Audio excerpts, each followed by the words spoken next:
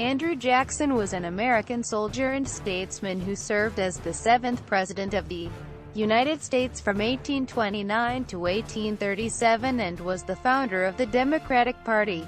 Before being elected to the presidency, Jackson served in Congress and gained fame as a general in the United States Army. As president, Jackson sought to advance the rights of the common man, against what he saw as a corrupt aristocracy, and to preserve the Union. Jackson was born in 1767, somewhere near the unmarked border between North and South Carolina, into a recently immigrated Scots-Irish farming family. During the American Revolutionary War, Jackson acted as a courier. At age 13, he was captured and mistreated by the British. He moved to Tennessee and practiced as a lawyer. In 1791, he married Rachel Donaldson Robards. The couple later learned that Rachel's previous husband had failed to finalize their divorce, forcing them to remarry in 1794. Jackson served briefly in the U.S. House of Representatives and the U.S. Senate. Upon returning to Tennessee, he was appointed a judge on the Tennessee Supreme Court, serving from 1798 until 1804. In 1801, Jackson was appointed colonel in the Tennessee militia, and was elected its commander the following year. He built the Hermitage plantation in 1804. In 1806, he killed a man in a duel over a matter of honor regarding his wife.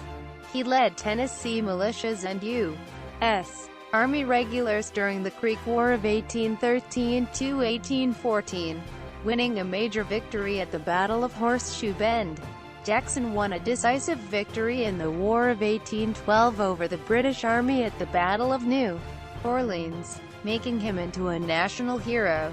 Because Spanish Florida was a refuge for blacks escaping slavery, who allied with the Seminole Indians, Jackson invaded the territory in 1816 to destroy the Negro Fort. He led a second invasion in 1818, as part of the First Seminole War, resulting in the Adams-Onis Treaty of 1819 and the transfer of Florida from Spain to the United States. Jackson briefly served as Florida's first territorial governor in 1821. Jackson was nominated by several state legislatures to be a candidate for president in 1824. Although he earned a plurality in both the electoral and popular vote against three major candidates, Jackson failed to get a majority and lost in the House of Representatives to John Quincy Adams. Jackson claimed that he lost by a corrupt bargain between Adams and Speaker of the House Henry Clay, who was also a candidate, to give Clay the office of Secretary of State in exchange for Adams winning the presidency. Jackson's supporters founded what became the Democratic Party. He ran again for president in 1828 against Adams, building and expanding upon his base of support in the West and South. He won in a landslide. He blamed the death of his wife, Rachel, which occurred after the election, on the Adams campaigners, who called her a bigamist. As president, Jackson faced a threat of secession by South Carolina over the Tariff of Abominations, which Congress had enacted under Adams. In contrast to several of his immediate successors, he denied the right of a state to secede from the Union or to nullify federal law. The Nullification Crisis was diffused when the tariff was amended, and Jackson threatened the use of military force if South Carolina attempted to secede. Jackson believed strongly in majority rule.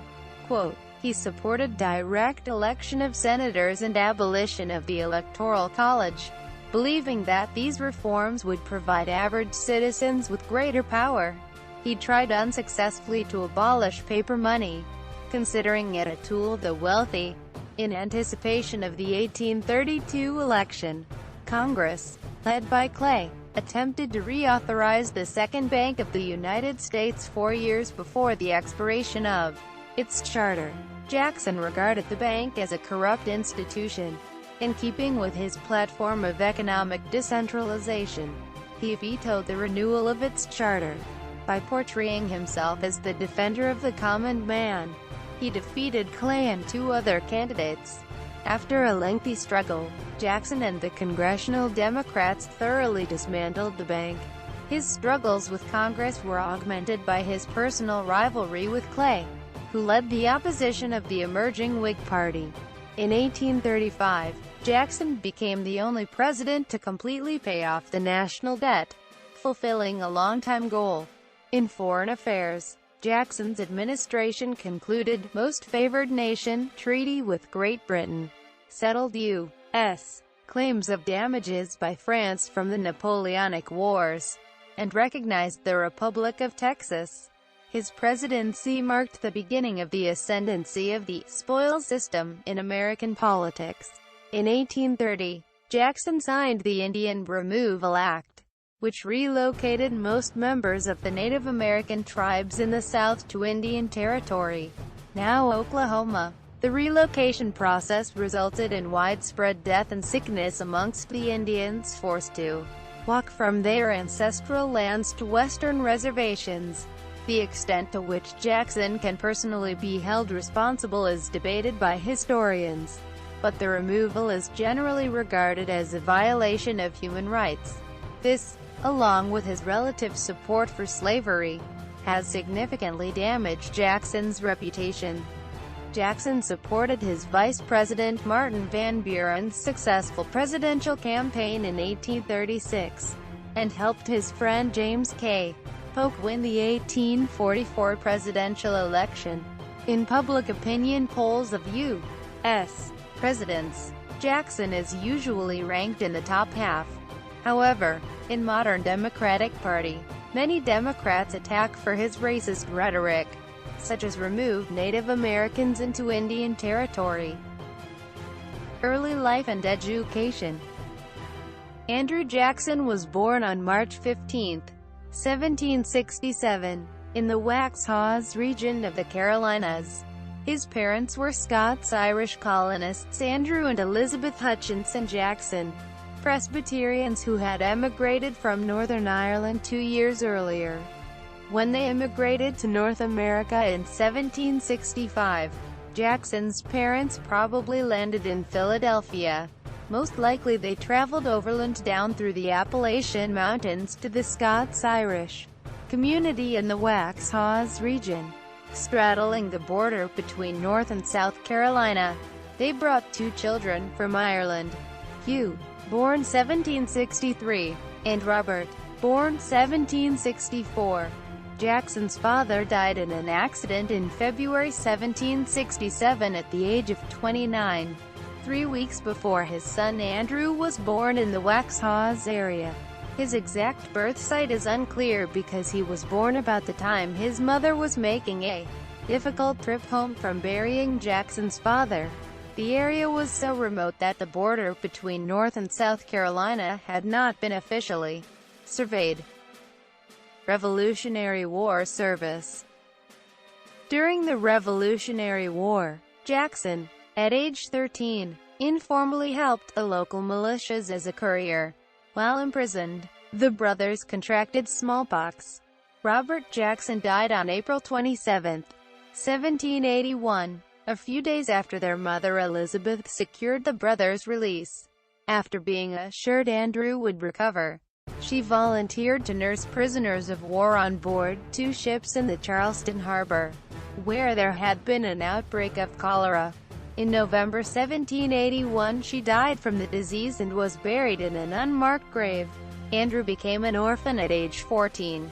He blamed the British personally for the loss of his brothers and mother during the war. Legal career. Jackson received a sporadic education in the local Oldfield School.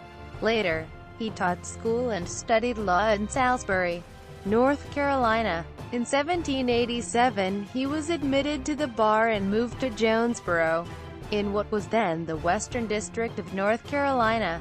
In 1790, this area became part of the Southwest Territory, the precursor to the state of Tennessee. Though his legal education was scanty, Jackson knew enough to be a country lawyer on the frontier. Since he was not from a distinguished family, he had to make his career by his own merits. Soon he began to prosper in the rough-and-tumble world of frontier law. Most of the actions grew out of disputed land claims, or from assault and battery. In 1788, he was appointed solicitor, prosecutor, of the Western District and held the same position in the government of the territory south of the River Ohio after 1791. Land speculation and founding of Memphis. In 1794, Jackson formed a business with fellow lawyer and planter John Overton, for the purpose of purchasing lands as well those lands without as within military bounds, overtly buying and selling land which had been reserved by treaty for the Cherokee and Chickasaw. Early political career in Tennessee militia. Jackson was elected as a delegate to the Tennessee Constitutional Convention in 1796. When Tennessee achieved statehood that year, he was elected its U.S. representative. The following year, the state legislature elected him as U.S. Senator for the Democratic-Republican Party, but he resigned within a year. His return to the U.S. Senate in 1823, after 24 years, 11 months, 3 days out of office, marks the second longest gap in service to the chamber in history. In 1801, Jackson, while still serving as a judge, was appointed a colonel in the Tennessee militia. In 1802, he declared his candidacy for Major General, or Commander, of the Tennessee militia, a position voted on by the officers. Due to financial troubles, Jackson resigned the judgeship in 1804. He returned full-time to his business interests. Hermitage Plantation. Escaped slave notice placed by Andrew Jackson offering a $50 reward, plus expenses, for the return of an enslaved mulatto man who escaped from Jackson's plantation, in an action unusual for the time. The notice offers $10 extra for every 100 lashes any person will give him, to the amount of 300. In addition to his legal and political career, Jackson prospered as planter, slave owner, and merchant. He built a home and the first general store in Gallatin, Tennessee, in 1803. The next year he acquired the Hermitage, a 640-acre plantation in Davidson County, near Nashville. He later added 360 acres to the plantation, which eventually totaled 1,050 acres. The primary crop was cotton, grown by enslaved workers, starting with 9 slaves. He held as many as 44 by 1820 and later held up to 150 slaves, making him among the planter elite. Jackson also co-owned with his son Andrew Jackson, Jr., the Halcyon Plantation in Coahoma County, Mississippi, which housed 51 enslaved workers at the time of his death. Enslaved African American men, women, and children were kept as workers by Jackson on 3 sections of the Hermitage Plantation. Military career. War of 1812. Creek Campaign and Treaty. During the War of 1812, the Shawnee chief Tecumseh encouraged the conservative Red Stick Creek Indians of northern Alabama and Georgia to attack white settlements. He had unified tribes in the Northwest to rise up against the Americans, trying to repel American settlers from those lands north of the Ohio. 400 settlers were killed in the Fort Mims Massacre of 1813, one of the few instances of Native Americans killing a large number of American settlers and their African American slaves. This brought the United States into the internal Creek Campaign, occurring at the same time as the War of 1812. The Creek Campaign saw Jackson command the U.S. forces, which included the Tennessee militia, U.S. regulars, and Cherokee, Choctaw, and Lower Creek warriors. Sam Houston and David Crockett served under Jackson in this campaign. Treaty of Fort Jackson, 1814. Jackson specified peace terms on the Creek Indians. Treaty with the Creeks. Jackson defeated the Red Sticks at the Battle of Horseshoe Bend in 1814. U.S. forces and their allies killed 800 Red Stick warriors in this battle, but spared the chief Red Eagle, a mixed-race man also known as William Weatherford. After the victory, John Armstrong, Jr., Madison's Secretary of War, ordered Major General Thomas Pinckney in April 1814 to make the surrender treaty. Pinckney specified the terms of surrender. These terms included the handing over an unspecified amount of land, the construction of U.S. forts, the turning over of warriors who instigated hostilities, and an agreement to stop trade with foreign countries. Jackson opposed the unpopular Pinckney Treaty, desiring to end the threats that had caused the conflict with the Creek Nation in the first place. Jackson was promoted Major General and given charge of the 7th Military District, replacing Major General Thomas Flournoy. As commanding general, Jackson invalidated Pinckney's treaty and demanded more concessions from both the Upper Creek and the Lower Creek. Ultimately, these terms resulted in the U.S. declaring 22 million acres in present-day Georgia and Alabama as open for American settlement. According to author Gloria Jehoda, the Creeks coined their own name for him, Jacksachulaharjo, or Jackson, Old and Fierce. Battle of New Orleans. The Battle of New Orleans. General Andrew Jackson stands on the parapet of his makeshift defenses as his troops repulse attacking Highlanders by painter Edward Percy Moran in 1910. Jackson's service in the War of 1812 against the United Kingdom was conspicuous for bravery and success. When British forces threatened New Orleans, Jackson took command of the defenses, including militia from several western states and territories. He was a strict officer but was popular with his troops. They said he was tough as Old Hickory wood on the battlefield, and he acquired the nickname of Old Hickory. In the Battle of New Orleans on January 8, 1815, Jackson's 5,000 soldiers won a decisive victory over 7,500 British. At the end of the battle, the British had 2,037 casualties, 291 dead, including 3 senior generals, 262 wounded, and 484 captured or missing. The Americans had 71 casualties, 13 dead, 39 wounded, and 19 missing. Enforced martial law in New Orleans. Jackson ordered the arrest of U.S. District Court Judge Dominic A. Hall in March 1815, after the judge signed a writ of habeas corpus on behalf of a Louisiana legislator whom Jackson had arrested. Civilian authorities in New Orleans had reason to fear Jackson. He summarily ordered the execution of 6 members of the militia. Their deaths were not revealed until the coffin handbills were circulated during his 1828 presidential campaign. Jackson became a national hero for his actions in the Battle of New Orleans and the War of 1812. First Seminole War. Trial of Robert Ambrister during the Seminole War. Ambrister was one of 2 British subjects executed by General Jackson. Jackson served in the military again during the First Seminole War. He was ordered by President James Monroe in December 1817 to lead a campaign in Georgia against the Seminole and Creek Indians. Jackson was also charged with preventing Spanish Florida from becoming a refuge for runaway slaves, as Spain had promised freedom to fugitive slaves.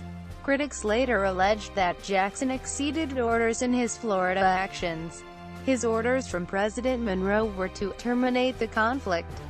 The Seminole attacked Jackson's Tennessee volunteers. Because the warriors were occupied with attack, their villages were vulnerable, and Jackson used his forces to burn their houses and the crops. He found letters that indicated that the Spanish and British were secretly assisting the Indians. Jackson believed that the United States could not be secure as long as Spain and the British encouraged Indians to fight, and argued that his actions were undertaken in self-defense.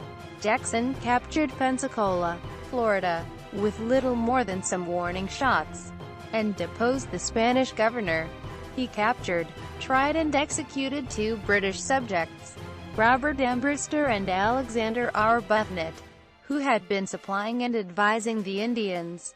Jackson's actions struck fear into the Seminole tribes as word spread of his ruthlessness in battle. He became known as Sharp Knife. The executions, and Jackson's invasion of territory belonging to Spain, a country with which the U.S. was not at war, created an international incident. Many in the Monroe administration called for Jackson to be censured. The Secretary of State, John Quincy Adams, an early believer in manifest destiny, defended Jackson. When the Spanish minister demanded suitable punishment for Jackson, Adams wrote back, "Spain must immediately." Adams used Jackson's conquest, and Spain's own weakness, to get Spain to cede Florida to the United States by the Adams-Onis Treaty. Jackson was subsequently named as Florida's military governor and served about 9 months from March 10, 1821, to December 31, 1821. Election of 1824. The Tennessee legislature nominated Jackson for president in 1822. It also elected him again as U.S. Senator. By 1824, the Democratic-Republican Party had become the only functioning national party.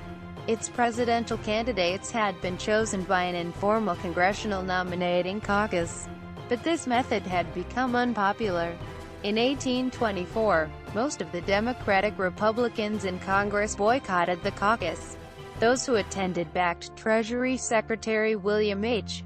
Crawford for president and Albert Gallatin for vice-president. A Pennsylvania convention nominated Jackson for president a month later, stating that the irregular caucus ignored the voice of the people and was a vain hope that the American people might be thus deceived into a belief that he. In addition to Jackson and Crawford, Secretary of State John Quincy Adams and House Speaker Henry Clay were also candidates.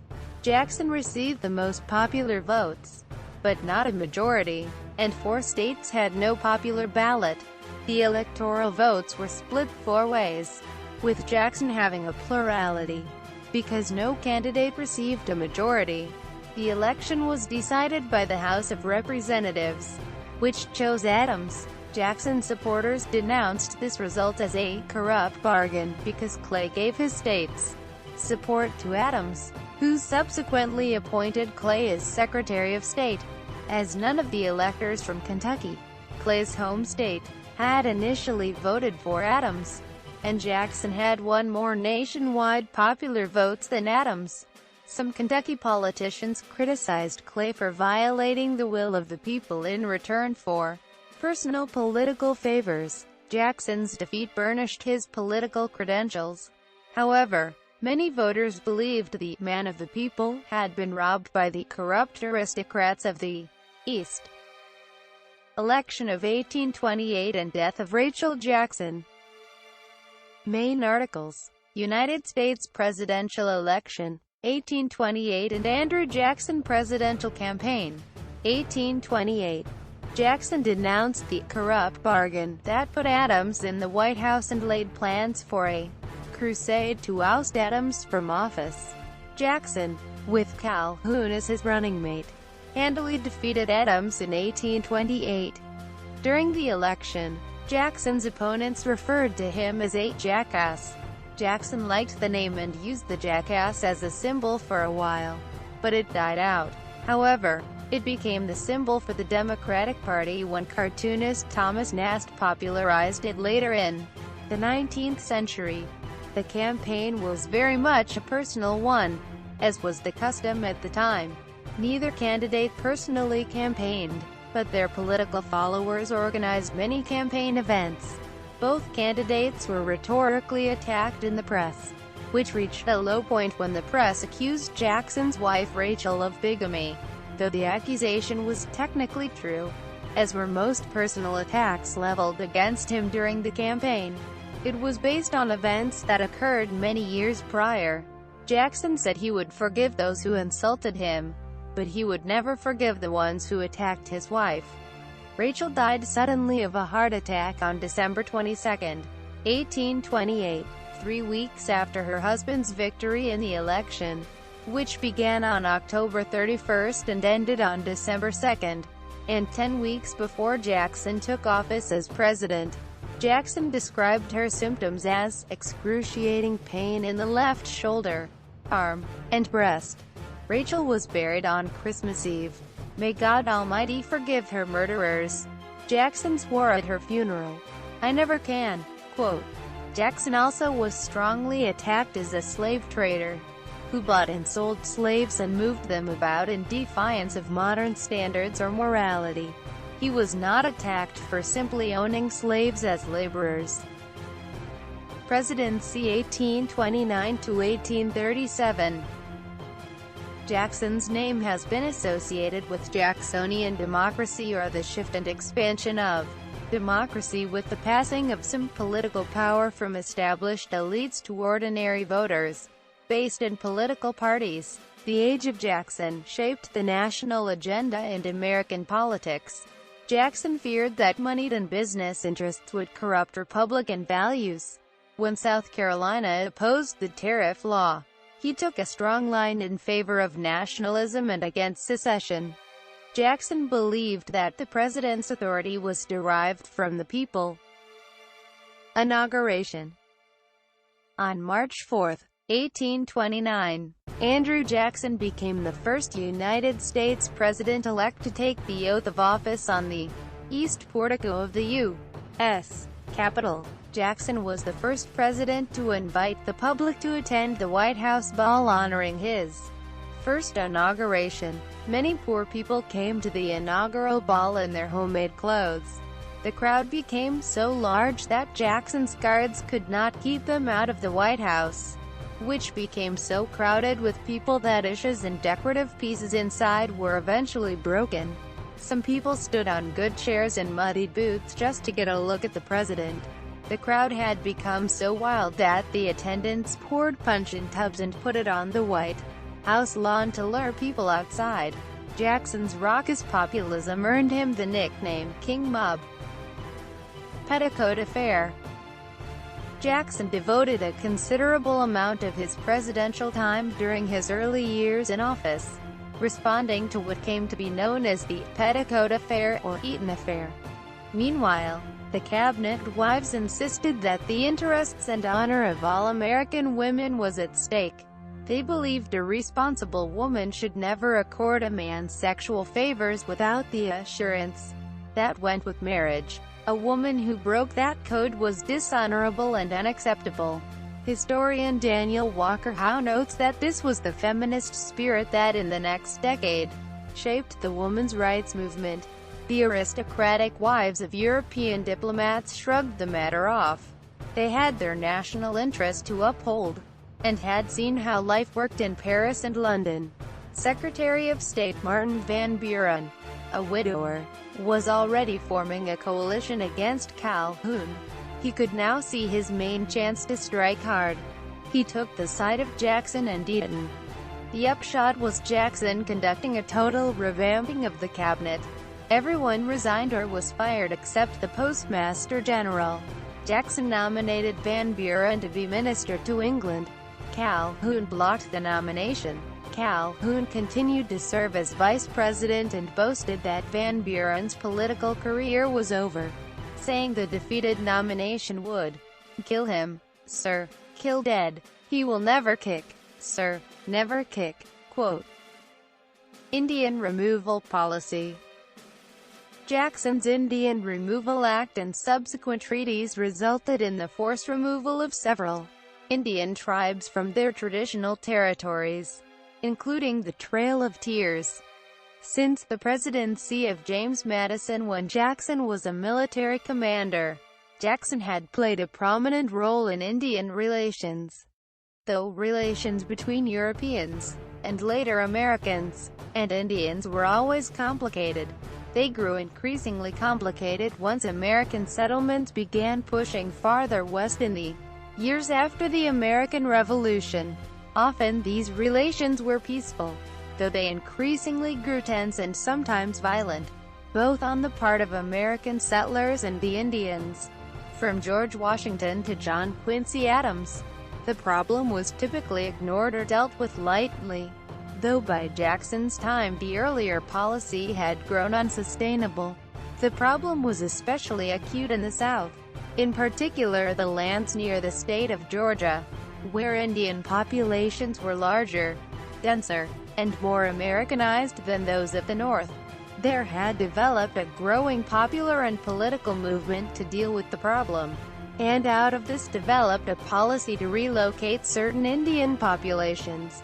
Jackson, never known for timidity, became an advocate for this relocation policy in what is considered by some historians to be the most controversial aspect of his presidency. In his December 8, 1829, first annual message to Congress, Jackson advocated land west of the Mississippi River be set aside for Indian tribes.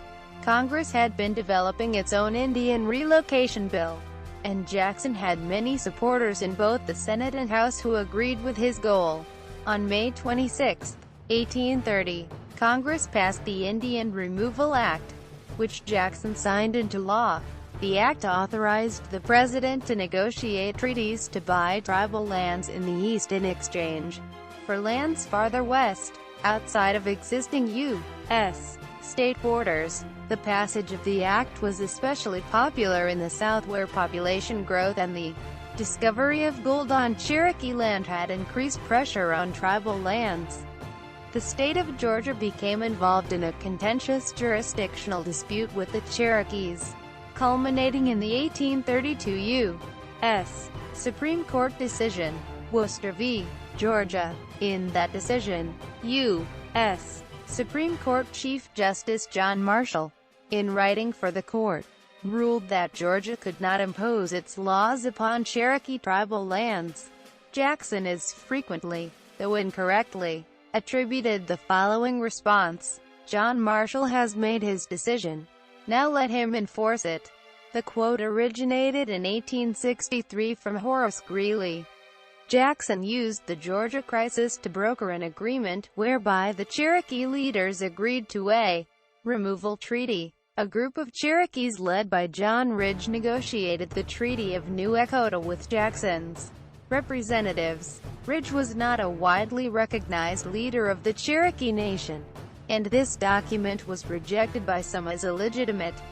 The treaty was enforced by Jackson's successor, President Martin Van Buren, who sent 7,000 troops to carry out the relocation policy. Due to the infighting between political factions, many Cherokees thought their appeals were still being considered when the relocation began. It was subsequent to this that as many as 4,000 Cherokees died on the Trail of Tears in 1838. By the 1830s, under constant pressure from settlers, each of the 5 southern tribes had ceded most of its lands, but sizable self-government groups lived in Georgia, Alabama, Mississippi, and Florida. All of these, except the Seminoles, had moved far in the coexistence with whites, and they resisted suggestions that they should voluntarily remove themselves. Their methods earned them the title of the 5 Civilized Tribes. Jackson's initiatives to deal with the conflicts between Indians and American settlers has been a source of controversy. Treaties. Treaty between the United States of America and the United Nation of Chippewa, Ottawa, and Potawatomi Indians. Wars. Initiated reforms. In an effort to purge the government of corruption of previous administrations, Jackson launched presidential investigations into all executive cabinet offices and departments.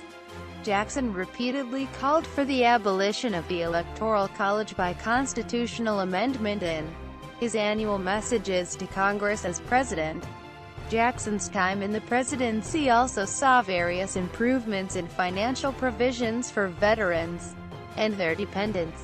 The Service Pension Act of 1832, for instance, provided pensions to veterans even where there existed no obvious financial or physical need. Rotation in office and spoils system.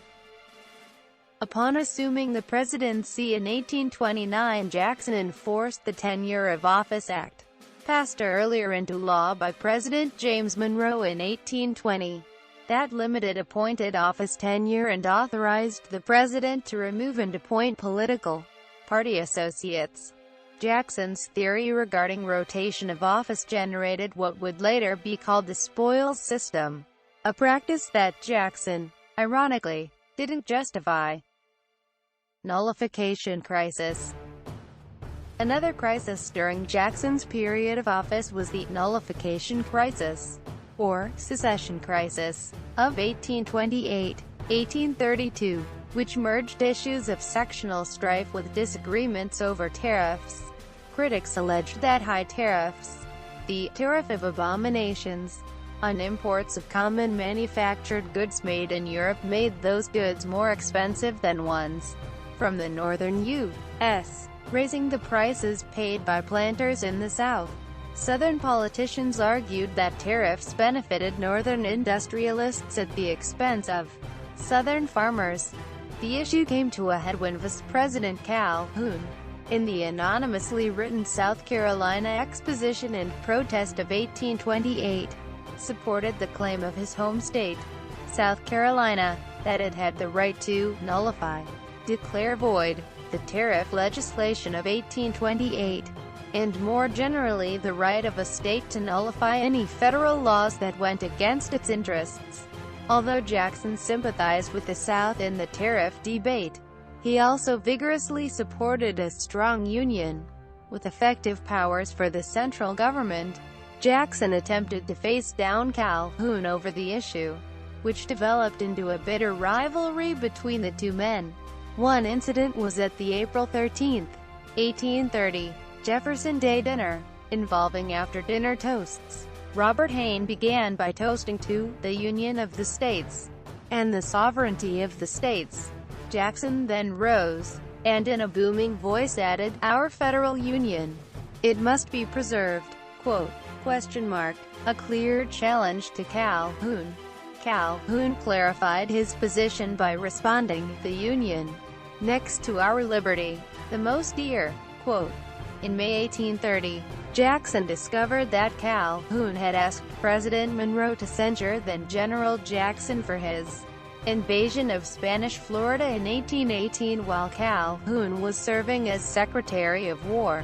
Calhoun's and Jackson's relationship deteriorated further. By February 1831, the break between Calhoun and Jackson was final. Responding to inaccurate press reports about the feud, Calhoun had published letters between him and Jackson detailing the conflict in the United States Telegraph. Jackson and Calhoun began an angry correspondence which lasted until Jackson stopped it in July. At the First Democratic National Convention, which was privately engineered by members of the Kitchen Cabinet, Calhoun and Jackson broke from each other politically and Van Buren replaced Calhoun as Jackson's running mate in the 1832 presidential election. On July 14, 1832, Jackson signed into law the Tariff of 1832. It was designed to placate the nullifiers by lowering tariff rates. But the nullifiers in South Carolina remained unsatisfied.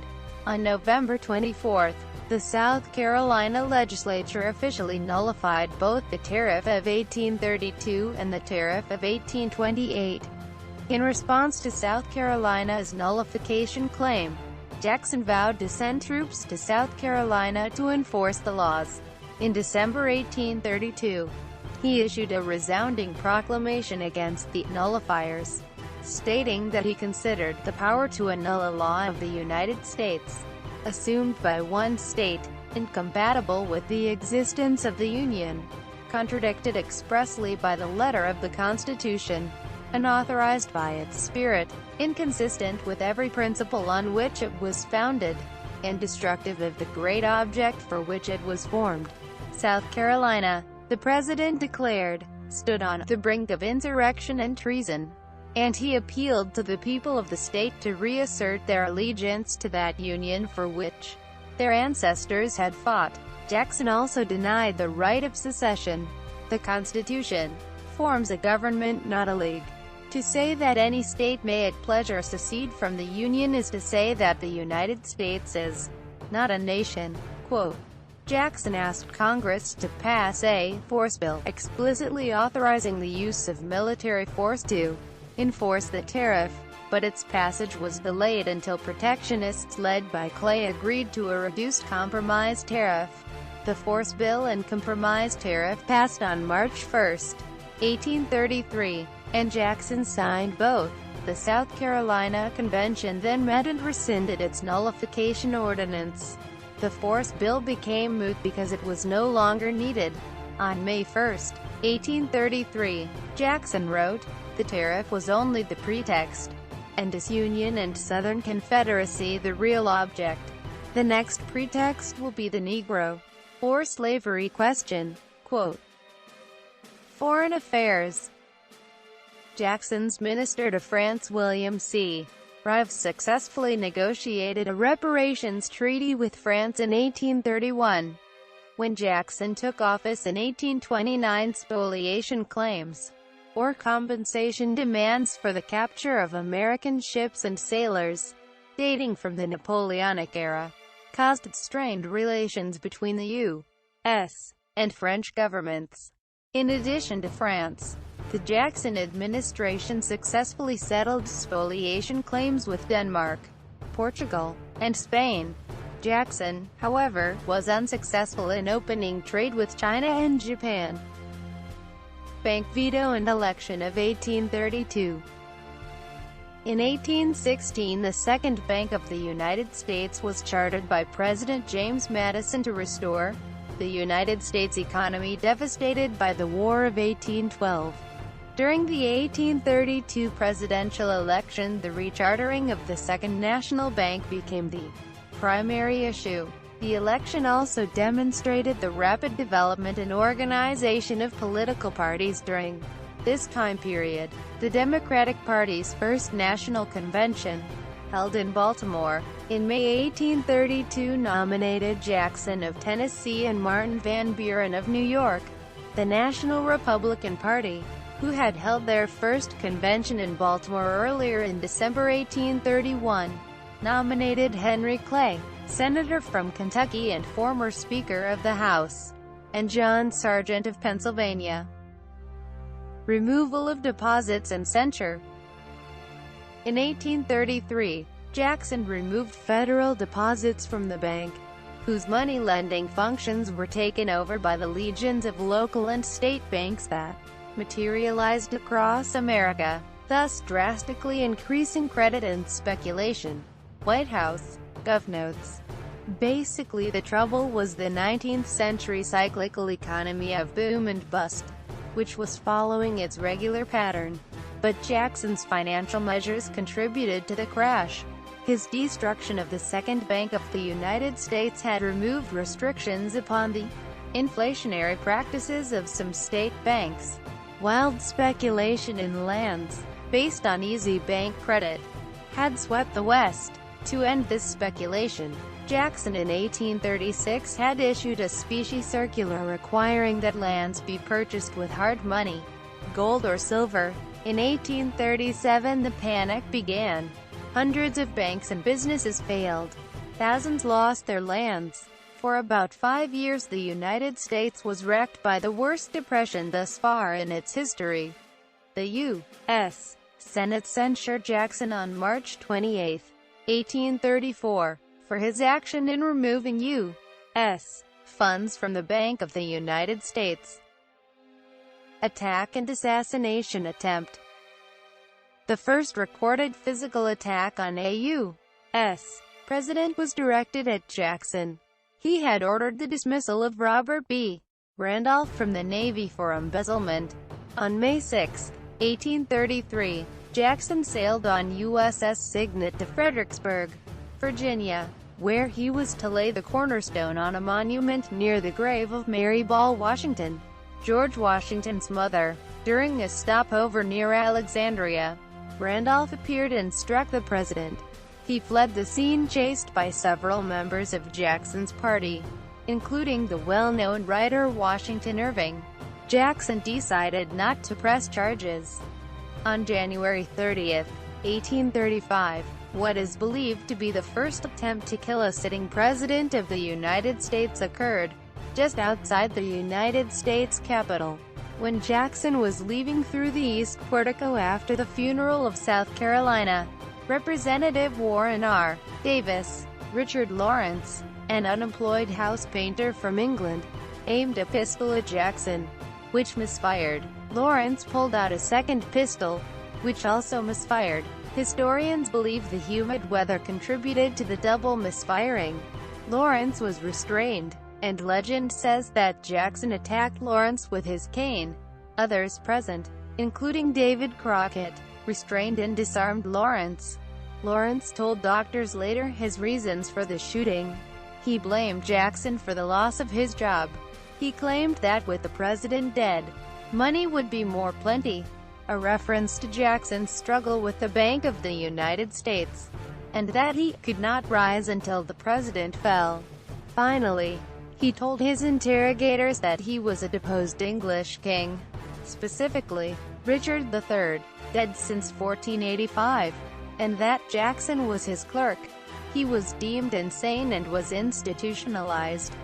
Afterwards, due to public curiosity concerning the double misfires, the pistols were tested and retested.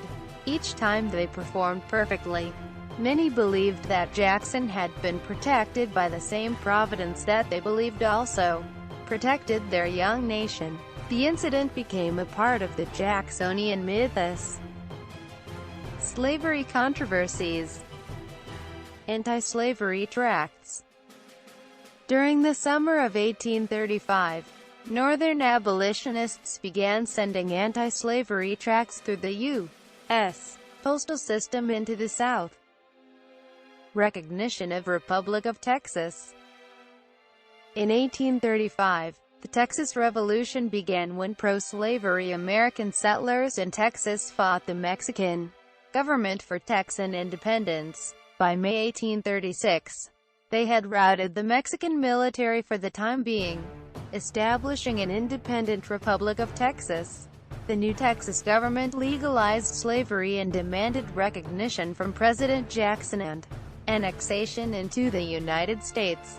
However, Jackson was hesitant with recognizing Texas, unconvinced that the new republic could maintain independence from Mexico, and not wanting to make Texas an anti-slavery issue during the 1836 election. U.S. Exploring Expedition.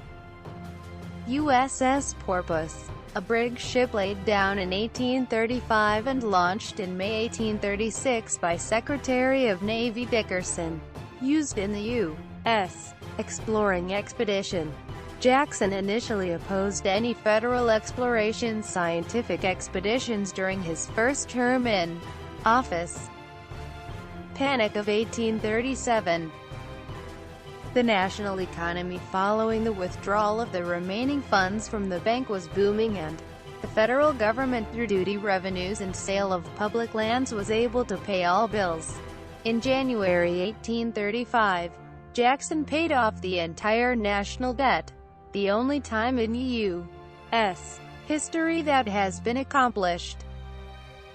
Administration and Cabinet. Judicial appointments.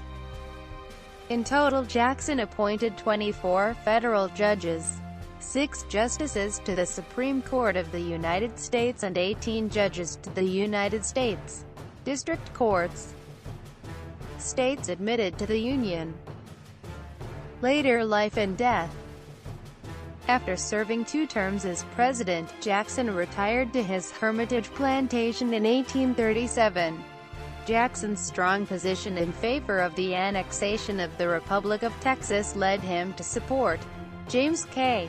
Polk for the Democratic nomination in the 1844 presidential election against Calhoun and Van Buren. Polk eventually was able to win both the nomination and the general election.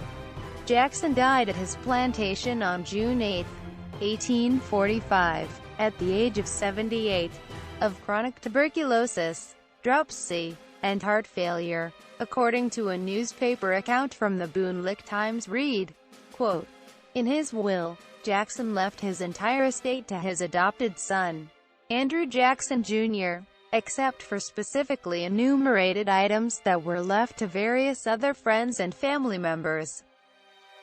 Family and personal life. Shortly after Jackson first arrived in Nashville in 1788, he lived as a boarder with Rachel Stockley Donelson, the widow of John Donelson. Here Jackson became acquainted with their daughter, Rachel Donelson Robards. At the time, the younger Rachel was in an unhappy marriage with Captain Louis Robards. He was subject to fits of jealous rage. It was not uncommon on the frontier for relationships to be formed and dissolved unofficially, as long as they were recognized by the community. The controversy surrounding their marriage remained a sore point for Jackson, who deeply resented attacks on his wife's honor. By May 1806, Charles Dickinson had published an attack on Jackson in the local newspaper, and it resulted in a written challenge from Jackson to a duel. Since Dickinson was considered an expert shot, Jackson determined it would be best to let Dickinson turn and fire first, hoping that his aim might be spoiled in his quickness. Jackson would wait and take careful aim at Dickinson. Dickinson did fire first, hitting Jackson in the chest. The bullet that struck Jackson was so close to his heart that it was never safely removed. Under the rules of dueling, Dickinson had to remain still as Jackson took aim and shot and killed him. Jackson's behavior in the duel outraged men of honor in Tennessee, who called it a brutal, cold-blooded killing and saddled Jackson with a reputation as a violent, vengeful man. As a result, he became a social outcast. Jackson had 3 adopted sons, Theodore, an Indian about whom little is known. The Jacksons also acted as guardians for 8 other children. John Samuel Donelson, Daniel Smith Donelson and Andrew Jackson Donelson were the sons of Rachel's brother Samuel Donelson, who died in 1804. Andrew Jackson Hutchings was Rachel's orphaned grandnephew. Caroline Butler, Eliza Butler, Edward Butler, and Anthony Butler were the orphan children of Edward Butler, a family friend. They came to live with the Jacksons after the death of their father. The widower Jackson invited Rachel's niece Emily Donelson to serve as hostess at the White House. Emily was married to Andrew Jackson Donelson, who acted as Jackson's private secretary and in 1856 would run for vice president on the American Party ticket. The relationship between the president and Emily became strained during the Petticoat Affair, and the two became estranged for over a year. They eventually reconciled and she resumed her duties as White House hostess. Sarah York Jackson, the wife of Andrew Jackson, Jr., became co-hostess of the White House in 1834. It was the only time in history when 2 women simultaneously acted as unofficial First Lady. Sarah took over all hostess duties after Emily died from tuberculosis in 1836. Jackson used Rip Raps as a retreat, visiting between August 19, 1829, through August 16, 1835. Temperament. Jackson's quick temper was notorious. Brand says, his audacity on behalf of the people earned him enemies who slandered him and defamed even his wife, Rachel. He dueled in her defense and his own, suffering grievous wounds that left him with bullet fragments lodged about his body. Quote, observers liken him to a volcano, and only the most intrepid or recklessly curious cared to see it erupt. His close associates all had stories of his blood-curdling oaths, his summoning of the Almighty to loose his wrath upon some miscreant.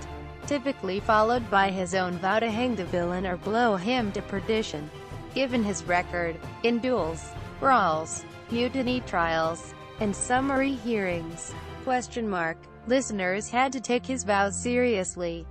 On the last day of the presidency, Jackson admitted that he had but two regrets: that he had been unable to shoot Henry Clay or to hang John C. Calhoun. Quote, physical appearance. Jackson was a lean figure, standing at 6 feet, 1 inch tall, and weighing between 130 and 140 pounds on average. Jackson also had an unruly shock of red hair, which had completely grayed by the time he became president at age 61. He had penetrating deep blue eyes. Jackson was one of the more sickly presidents, suffering from chronic headaches, abdominal pains, and a hacking cough. Much of his trouble was caused by a musket ball in his lung that was never removed. That often brought up blood and sometimes made his whole body shake. Religious faith.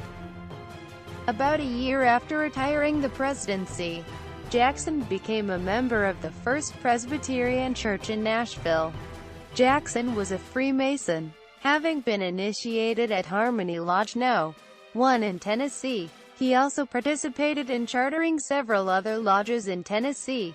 He was the only E.U.S. president to have served as Grand Master of a state's Grand Lodge until Harry S.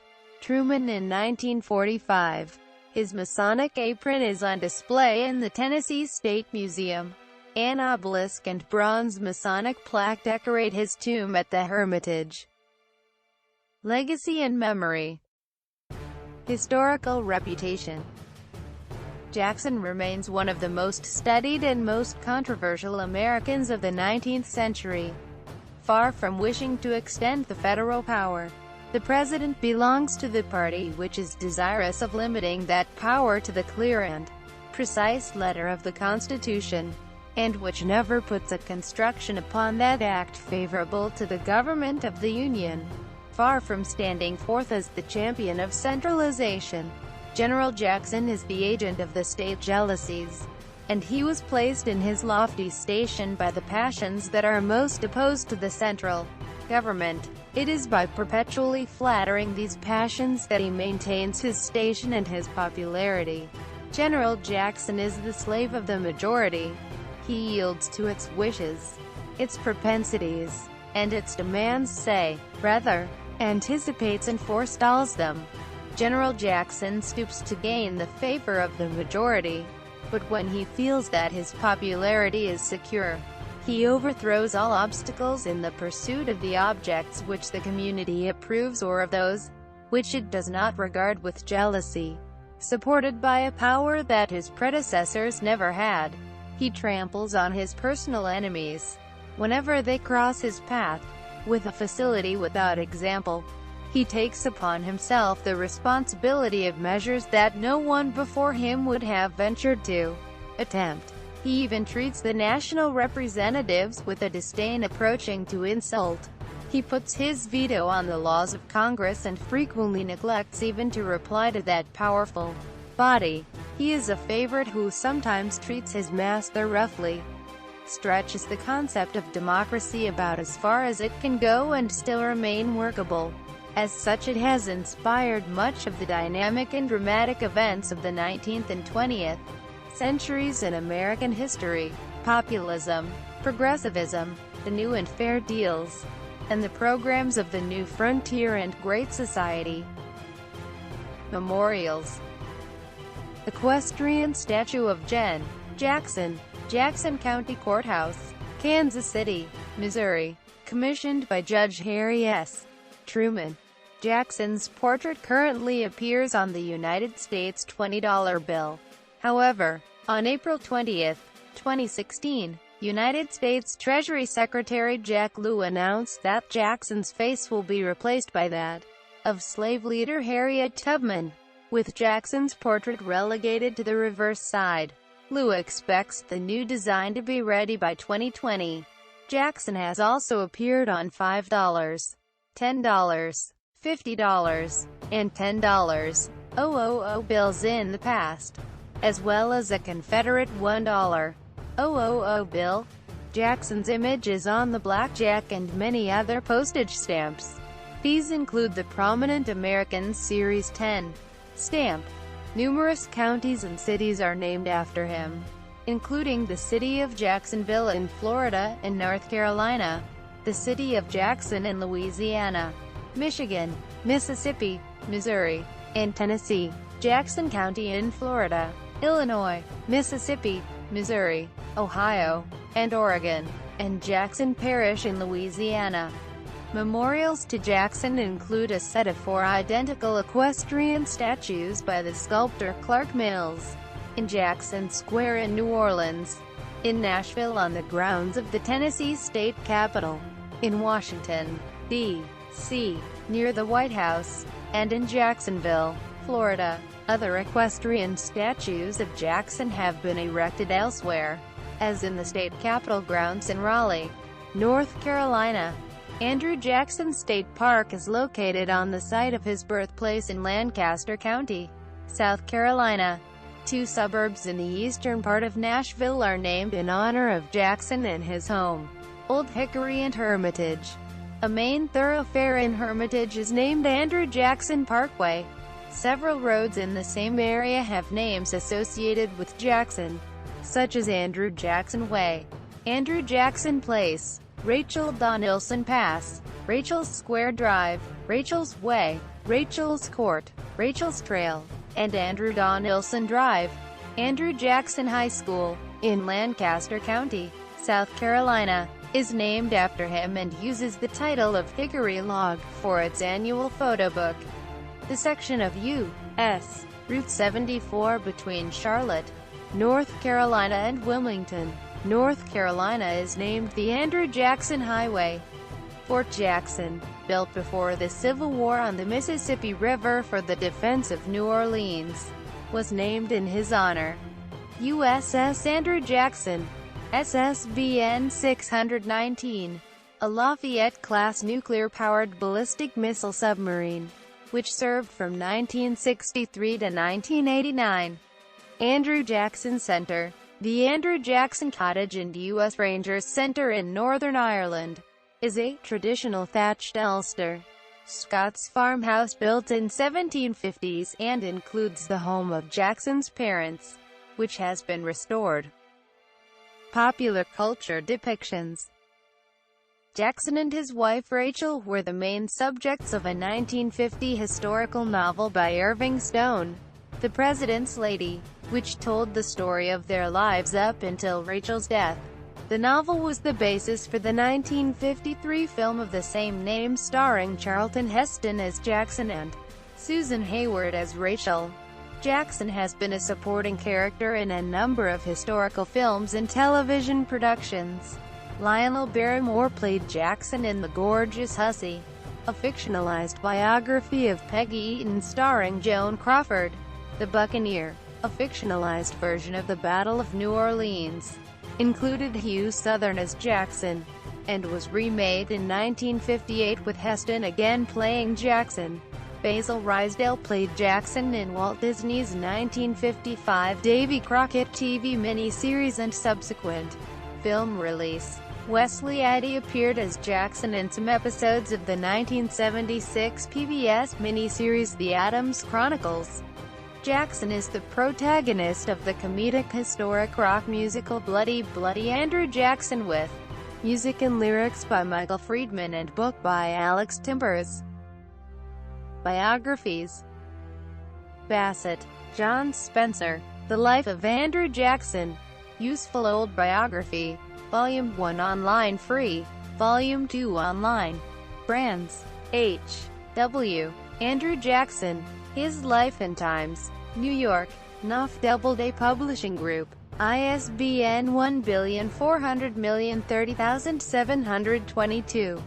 Sheatham, Mark R. Andrew Jackson, Southerner. Scholarly biography emphasizing Jackson's Southern identity.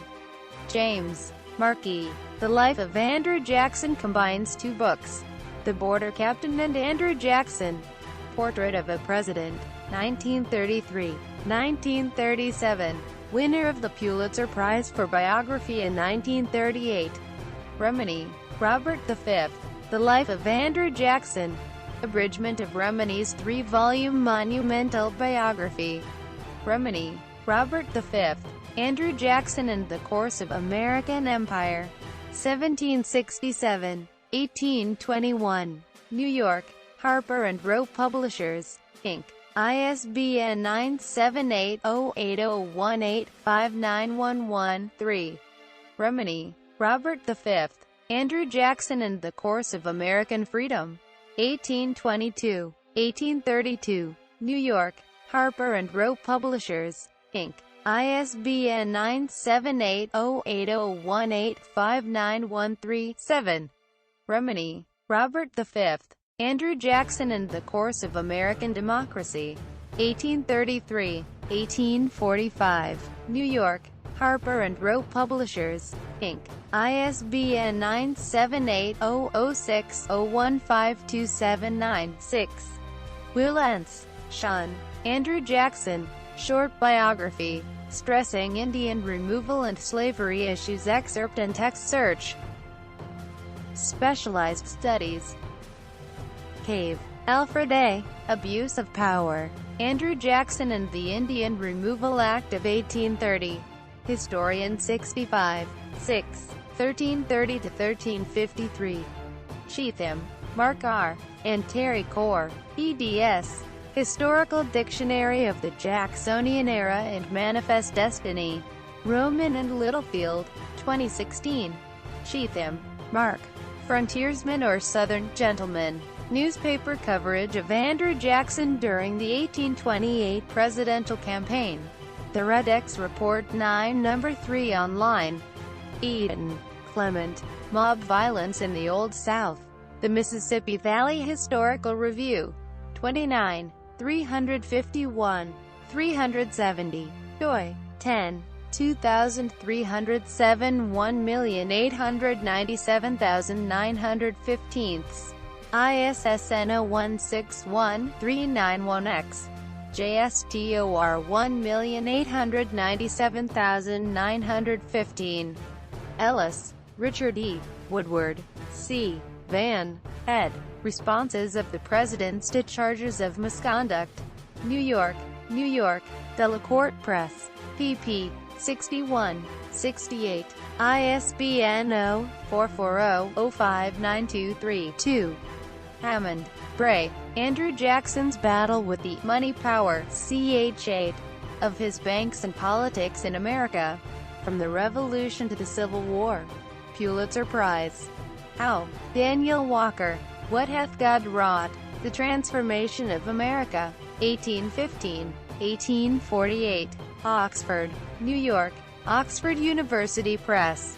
Heidler, David Stephen. Gene T. Heidler, eds. Encyclopedia of the War of 1812. Annapolis, Naval Institute Press. ISBN 1-59114-362-4. Inskeep, Steve. Jacksonland, President Andrew Jackson. Cherokee Chief John Ross. And a Great American Land Grab. Penguin, 2015. 421 pp. Latner, Richard B. Andrew Jackson. In Graph. Henry. The Presidents. A Reference History. pp. 101. 123. Online. Latner, Richard B. The Presidency of Andrew Jackson. White House Politics. 1820. 1837. Standard Survey. Mills, William J. Exploring Polar Frontiers. A Historical Encyclopedia. 1. Santa Barbara, California. ABC Clio, Inc. ISBN 1-57607-422-6. Ogg, Frederick Austin. The Reign of Andrew Jackson. A Chronicle of the Frontier in Politics 1919. Short Popular Survey online at Gutenberg. Olson, James Stewart. Robert L. Shadle, ed. Encyclopedia of the Industrial Revolution in America. Westport, C.T. Greenwood Press. ISBN 0-313-30A30-6. Parsons, Lynn H. The Birth of Modern Politics. Andrew Jackson, John Quincy Adams, and the Election of 1828. Excerpt and text search. Roland, Dunbar. Andrew Jackson's Campaign Against the British, or the Mississippi Territory in the War of 1812, concerning the military operations of the Americans, Creek Indians, British, and Spanish, 1813, 1815. Schlesinger, Arthur M. Jr., The Age of Jackson, winner of the Pulitzer Prize for History. History of Ideas of the Era. Surratt, Harold C. Andrew Jackson, His Contribution to the American Tradition, on Jacksonian Democracy.